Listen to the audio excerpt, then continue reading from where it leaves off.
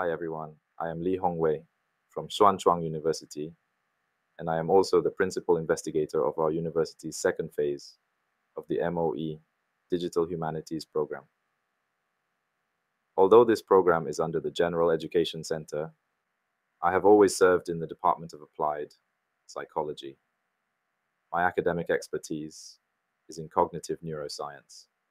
However, after discovering my Atayal heritage and having a passion for programming and technology since my student days, I have dedicated the past few years to integrating Indigenous issues with modern technological development.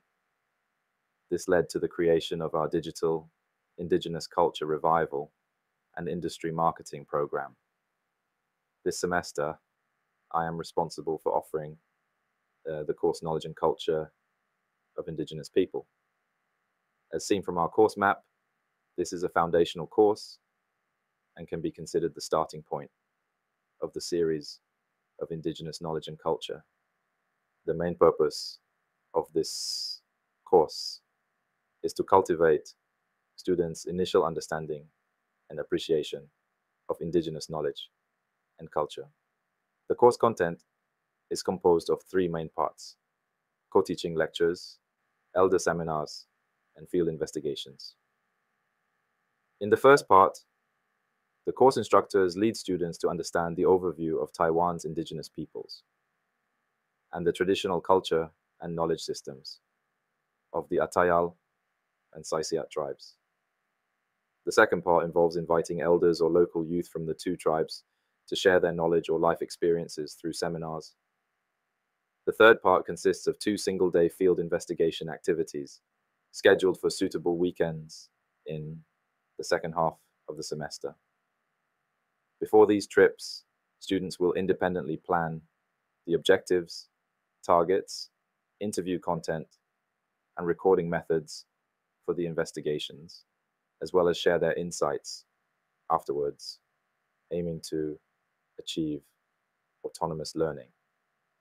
This course also emphasizes the integration of humanities and digital technology. This includes familiarizing students with various online databases and digital archives in the classroom, and guiding them to creatively use new technologies to assist in artifact preservation, language preservation, and cultural revival. This is a brief introduction of myself and the course I am offering. Your feedback is welcome. In this video, I want to share the actual teaching situation of my course with everyone. This includes the problems we encountered after following the planned schedule, how we solved them, and what additional adjustments we made. For example, beyond the 18-week course, we also organized workshops and a summer school to meet students' needs, and conducted training sessions for various hardware equipment. Additionally, given that students needed to grow in both humanities topics and digital technology skills simultaneously, I will discuss how we overcame challenges to enhance students' interest and effectiveness in learning. These will be some of the key points covered in this video.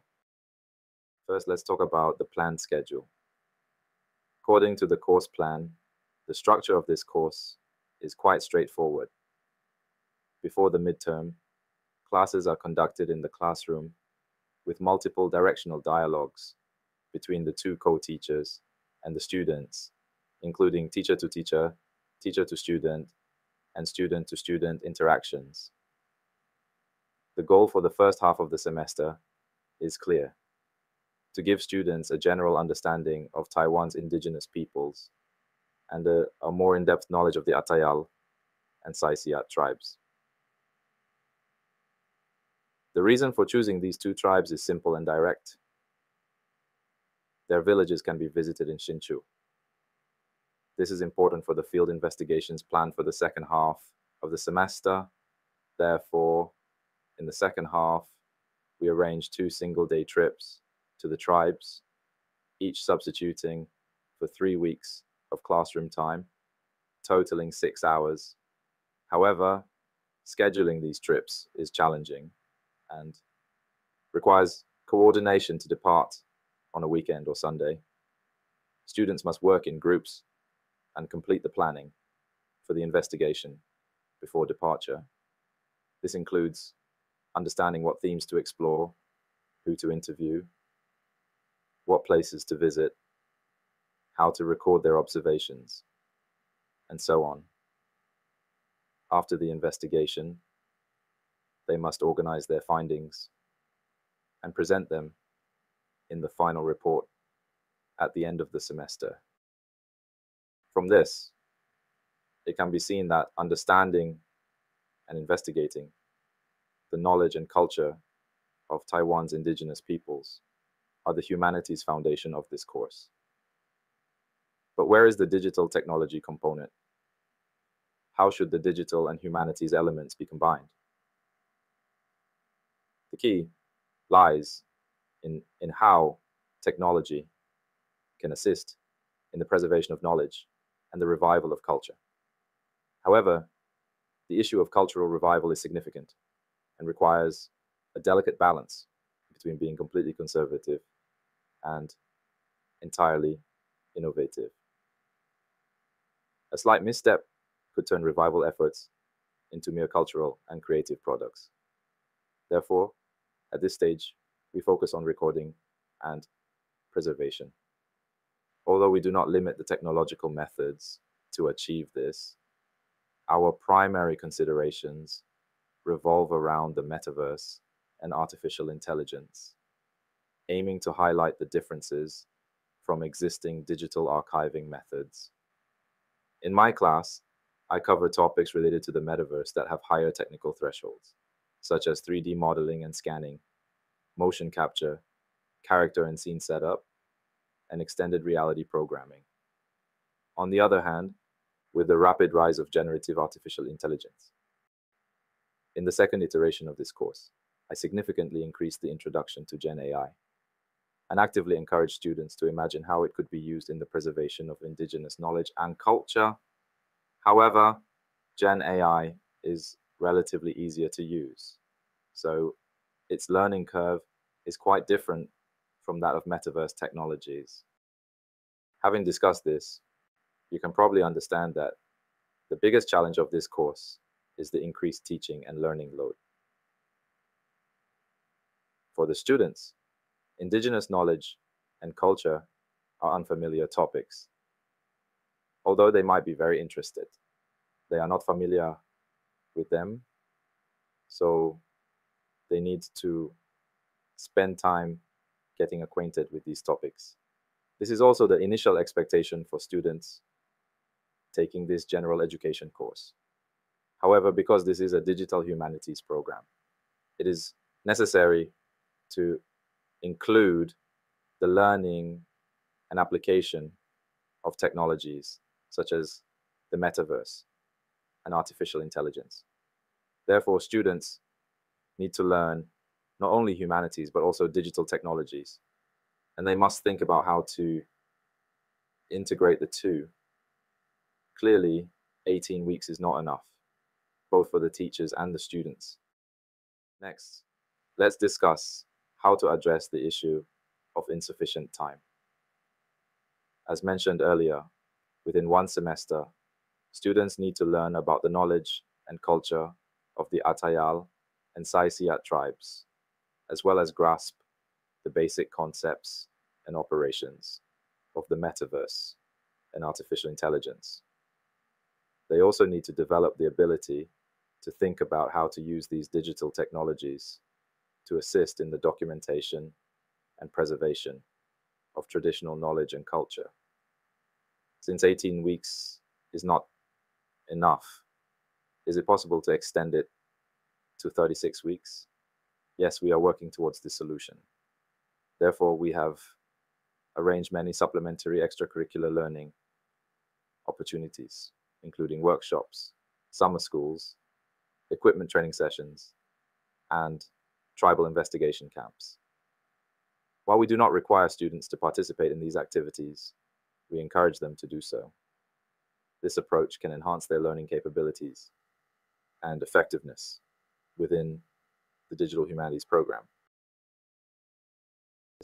Let's start by sharing some of the supplementary extracurricular learning opportunities in digital technology. This part includes 3 summer school courses from last summer, 4 workshops during the semester, and 2 training sessions. The themes of the summer school sessions included Python, HoloLens, and ZBrush. Each session consisted of intensive training from Monday to Thursday, 9 a.m. to 4 p.m. Students who participated in the entire session were awarded certificates of completion, serving not only as proof, but also as encouragement. The Python course, taught by me, was mainly to train students' logical thinking abilities. The HoloLens course focused on applications in extended reality and was an advanced supplement to Professor Yu Ji's course. ZBrush is a popular digital sculpting software used to fill the technical gap that 3D scanning cannot cover, and was taught by Miss Lin Guan Yu. Although each session had around 10 student participants, the full attendance rate was over 80%, which is commendable. Additionally, the 4 workshops were scheduled during free periods within the semester, and all students were encouraged to participate. The themes of these workshops were the construction of Atayal house models, motion capture of traditional weaving, 3D model optimization, and special lens photography for mobile phones. For the 2 training sessions, we invited vendors to the school to guide teachers and students in learning how to use scanners and motion capture systems. Regarding the enhancement of humanities, specifically the knowledge and culture of Indigenous peoples, although our course syllabus clearly stipulates and arranges 2 field investigation trips to the tribes, each visit only lasts 6 hours, making it difficult to avoid superficial observations. Therefore, in conjunction with another university social responsibility, USR, project I am leading, we have held a total of 4 3-day, 2-night, or 2-day, 1-night field investigation camps at the May Balai tribe so far. Each investigation camp is filled with a variety of tasks, including exploring the tribe, interviewing elders, community service, learning about wild vegetables, motion capture, artifact scanning, audio-visual recording, tour design, and outdoor cooking without utensils. The participating students have given feedback that not only are these activities fun, but they also provide valuable learning experiences and a deeper understanding of the daily life of the Tayan people.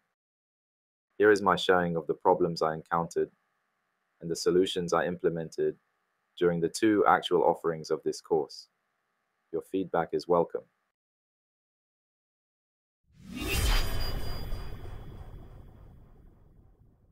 Finally, I would like to share a song titled Atayal Digital Dream, for which I asked ChatGPT to write the lyrics and Suno to compose the music. This song is accompanied by precious clips of our activities along the way, serving as the conclusion of this short video.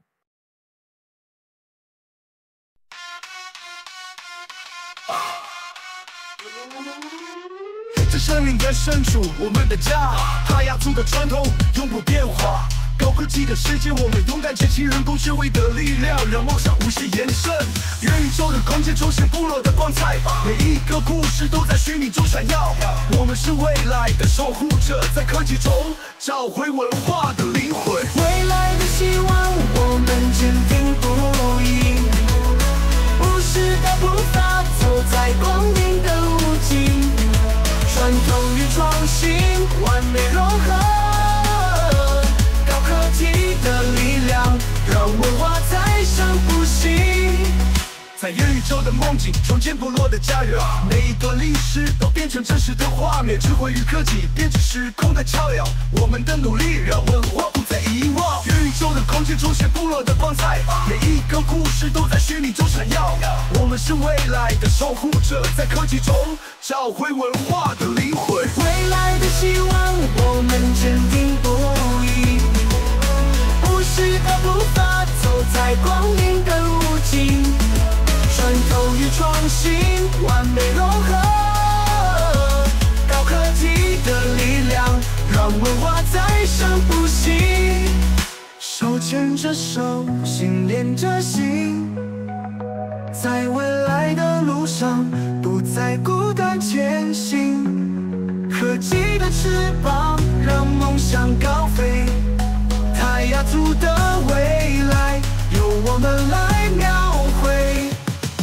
未来的希望，我们坚定不移，不时的步伐，走在光明的路径，传统与创新完美融合，高科技的力量让文化再生不息。在这高科技的时代，我们勇敢起航，泰雅族的精神永远闪耀光芒。未来的守护者，我们引以为荣，在科技中，我们的文化永不朽。